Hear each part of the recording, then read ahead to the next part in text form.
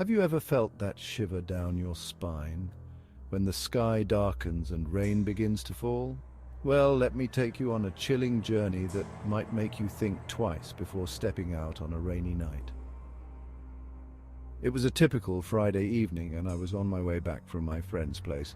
The streets were quiet, and the only sound was the distant rumble of thunder. My black cat, Shadow, was by my side, his eyes glinting in the dim street lights. As we walked, the first drops of rain began to fall slowly at first, then rapidly turning into a downpour. Seeking shelter, we spotted an old house at the end of the street.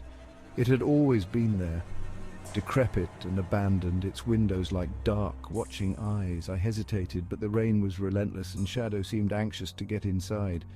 The moment we stepped in, the air changed. It was cold, damp, the kind of cold that seeps into your bones. The house was shrouded in darkness, save for the occasional flicker of lightning that illuminated the interior with a ghostly glow. We ventured deeper, our steps echoing in the empty halls.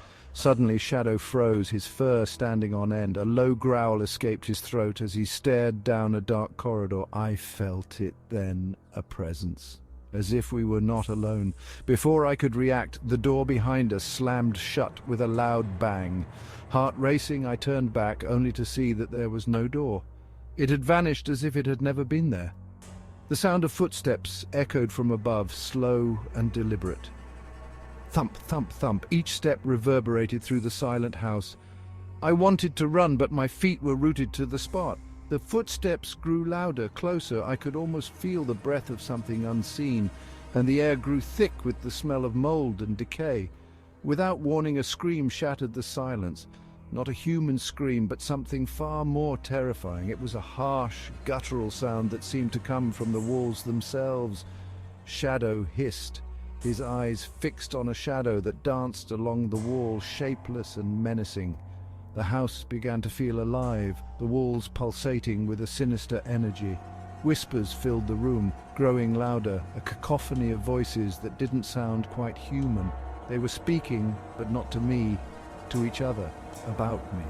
In a moment of panic, I grabbed Shadow and ran towards where the front door should have been. The voices growing louder, the footsteps hastening.